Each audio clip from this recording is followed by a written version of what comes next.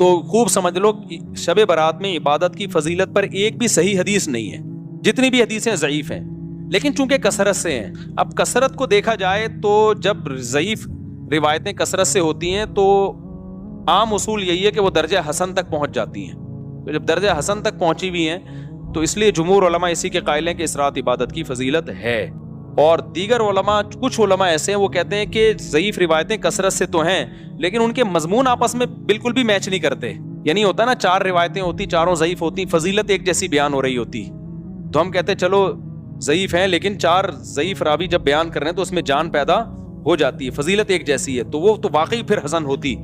لیکن فضیلتوں میں بھی بہت فرق ہے، یعنی ایک راوی بالکل کچھ اور بیان کر رہا ہے، دوسرا بالکل ڈیفرنٹ بیان کر رہا ہے. تو اس لیے بعض علماء نے تو بالکل ہی فضیلت کا انکار کر دیا کہ کچھ بھی نہیں ہے. لیکن جمہور علماء کیونکہ وہ روایات کثرت سے ہیں اور وہ جمہور میں بھی بڑے بڑے علماء ہیں، تو اس لیے بالکل اس کو بدعت قرار دینا اس رات کی عبادت کو، یہ بھی کوئی علمی شخصیت یہ دعویٰ نہیں کر سکتی جس نے تمام روایتوں کا مطالعہ کیا ہو. تو اس لیے اس کو بالکل بدعت کہنا بھی ٹھیک نہیں ہے. تو اگر کوئی عبادت کرنا چاہے تو امید ہے اللہ کی رحمت سے اس کو اس رات ثواب دوسری راتوں سے زیادہ ملے گا. لیکن اگر کوئی عالم اس کی فضیلت کا بالکل انکار کرنا چاہے تو اس کو بھی برا بھلا کہنا ٹھیک نہیں ہے. انکار کی بھی ایک ریزن ہے اور فضیلت کی بھی ایک ریزن ہے. تو اب جب علماء میں اختلاف ہوتا ہے تو عوام کا کام یہی ہوتا ہے کہ جمہور کی رائے کو فالو کرے، وہ 1.5 اینٹ کی الگ سے مسجد بنانے کی کوشش نہ کرے. عوام کا یہی کام ہے. لیکن اگر کوئی عالم انکار کر رہا ہے تو اس پہ طنز نہ کرے، لیکن جو انکار کر رہا ہے اس کو بھی چاہیے دوسروں کے احترام کے ساتھ انکار کرے.